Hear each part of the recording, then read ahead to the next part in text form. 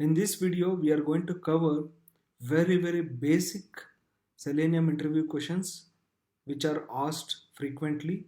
That too, if you are a fresher, these are the common questions you will face as soon as you go and sit for the first round of interviews.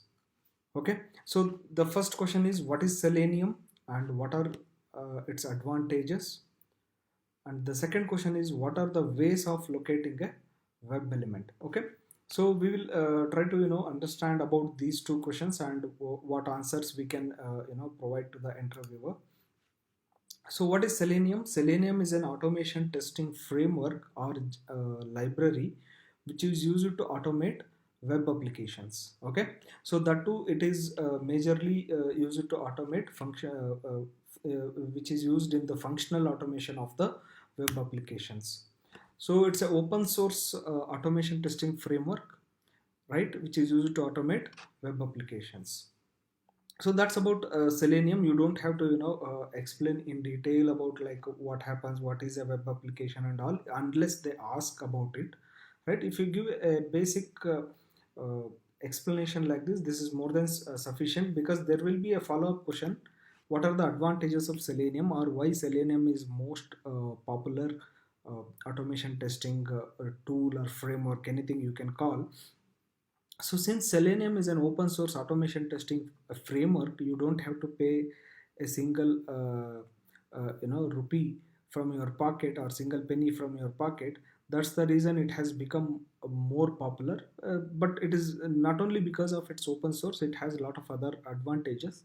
It supports multiple programming languages, like if you have resource in your company, or if you are a Java programmer, you can use Selenium to automate the applications. If you are a C# programmer, or if you are a Python programmer, if you are a PHP programmer, or if you are a JavaScript script writer, anything, right? So it supports multiple programming languages, so that's the reason it has become more popular, because the companies started using all these programming languages, or if they have the resource in, for example, C# predominantly in their company, they are still they don't have to pay a single penny from their pocket to start automating the applications. So they can make use of the C# resources to automate the applications. That's why it has become a more popular programming automation programming tool.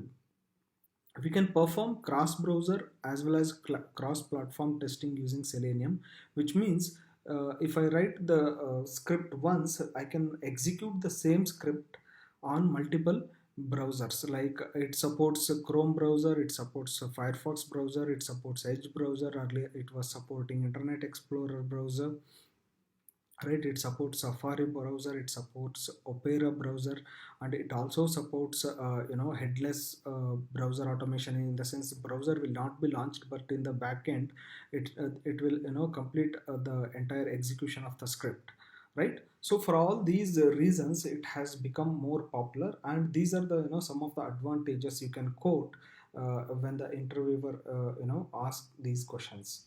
So that's about the first question. Let's move on to the second question. What are the ways of locating a web element? So these kind of questions, usually experienced candidates will not get these questions, but for freshers, for sure, they're going to ask these questions, because they want to understand what all types of web elements, or what all types of locating a web element you have used in your script. They want to understand. So the answers are straightforward. It's by ID, by name, by class name, by tag name, by linked text, by partial linked text, by XPath, and by CSS selectors. You can quote all of them, or you can quote major things like ID, name, tag name, right, link text, XPath, CSS selector, if you don't remember all those things. But I think if you have worked on these things, you can easily remember them and you can quote them.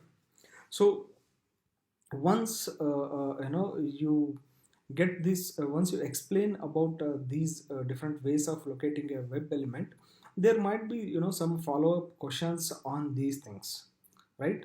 The first thing is follow-up questions. Which locator is faster between id, xpath and css selector in identifying the web element? Okay, so if they ask this particular follow-up question, you can answer in a neat way. id is faster than anything. Okay, so that is the first priority, or fastest of the locator is id. Second one is css selector. If they ask I between these three, if they don't ask, if they simply ask okay which locator is faster, then you can say id is faster. Next comes name. Next comes link text. That is all situational basis. And you can say then css selector, and last comes the xpath, because xpath is slower than css selector and id. Okay, so this is one of the follow-up question you might get. And once you say like okay, xpath, then they will ask the follow-up question on this particular question. What are absolute and relative xpath? Can you explain with an example? So you people should know like what is an absolute xpath and what is a relative xpath. Of course, I'm going to come up with lot of interview questions on XPaths, like what is absolute, relative, how exactly we can write dynamic XPath and all.